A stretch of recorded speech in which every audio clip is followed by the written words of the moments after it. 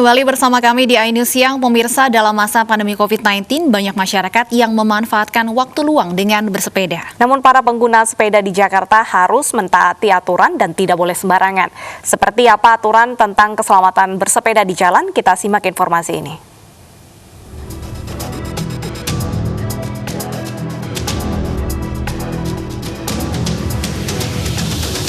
Pengguna sepeda di Jakarta naik signifikan di masa pandemi COVID-19. Namun, masih ada pesepeda yang berkendara tidak sesuai aturan, seperti tidak menggunakan jalur khusus yang dapat membahayakan pengguna jalan lain.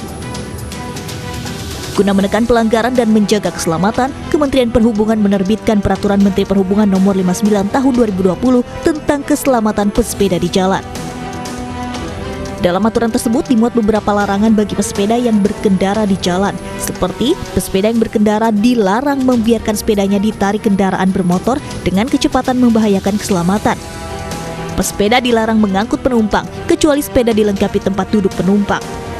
Pesepeda dilarang mengoperasikan peralatan elektronik saat berkendara. Pesepeda dilarang menggunakan payung. Pesepeda dilarang berdampingan dengan kendaraan lain, serta pesepeda dilarang berkendara berjajar lebih dari 2 sepeda. Selain itu, ada juga beberapa syarat yang harus dipenuhi pesepeda, seperti sepeda memiliki spakbor, bel, rem, lampu, alat pemantul cahaya berwarna merah atau kuning, serta pedal. Yang tidak kalah penting, dalam Permen Hub disebutkan sepeda yang digunakan harus berdasarkan standar nasional Indonesia. Tim Liputan iNews melaporkan. Dan untuk membahas aturan serta larangan tadi, langsung saja kita bergabung bersama Ketua Bike to Work Indonesia, Bapak Putut Sudaryanto. Selamat siang, Pak Putut. Selamat siang, Mbak. Baik. Pak Putut, tadi sudah dijelaskan apa saja larangan dan juga aturan dalam Permen Hub Nomor 59 Tahun 2020. Sebagai pecinta sepeda, Anda setuju dengan larangan atau juga aturan ini? Ya, sebentar. Sebelum membahas setuju atau tidak, saya mesti sampaikan apresiasi dan terima kasih serta penghargaan yang setinggi-tingginya untuk Kementerian Perhubungan, terkhusus Perhubungan Darat, atas keluarnya Permen Hub ini. Ya, tapi dalam beberapa pasalnya ya tentu ada catatan-catatan dari kami, begitu Mbak. Ya, tapi paling tidak adanya peraturan ini kan menunjukkan itikat baik, menunjukkan keseriusan pemerintah. Setelah sekian lama sepeda tidak pernah dilihat dalam tanda kutip, begitu ya. Sudah 10 tahun sejak Undang-Undang Lalu Lintas dan Angkutan Jalan Nomor 22 Tahun 2009 itu terbit, yang sudah banyak mengatur tentang pesepeda, tapi baru kali ini nampaknya kita dilihat di jalan raya. Gitu. Apa saja catatan-catatan Anda, Pak Putut?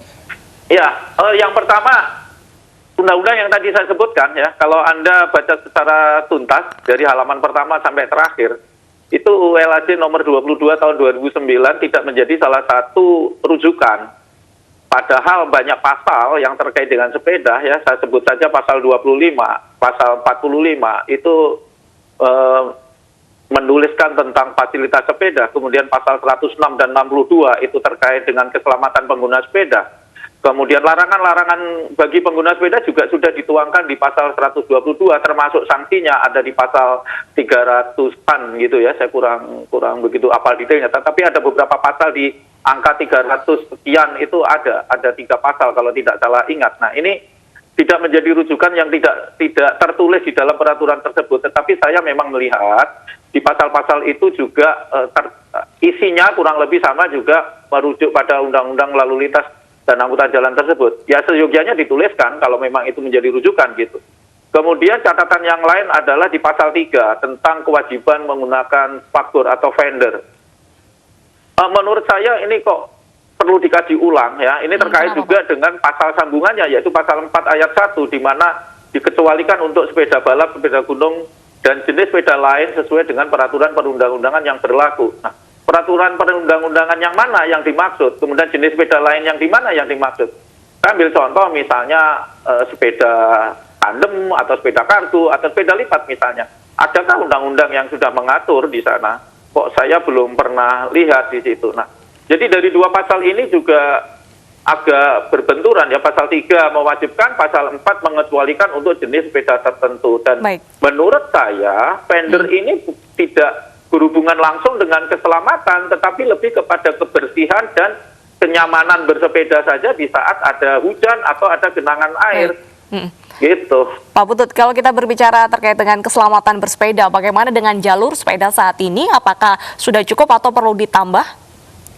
Kita bicara Jakarta atau Indonesia? Jakarta. Jakarta ya sangat jauh dari kurang juga. Kan kita baru ada 63 km.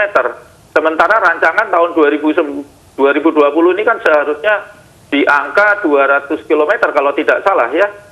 Tetapi karena pandemi ya saya menyadari, memaklumi lah, Pemprov kan terfokus pada upaya pencegahan COVID dulu. Targetnya Jakarta itu kan totalnya 500 km, Mbak. Sekarang kita baru 63 km, jadi ya jauh banget kan.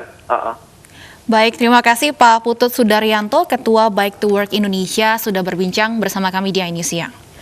Nah, pemirsa, masih soal sepeda, kami akan ajak Anda melihat uniknya sepeda dari kayu. Kami hadirkan informasi usai jeda berikut, tetaplah di iNews Siang.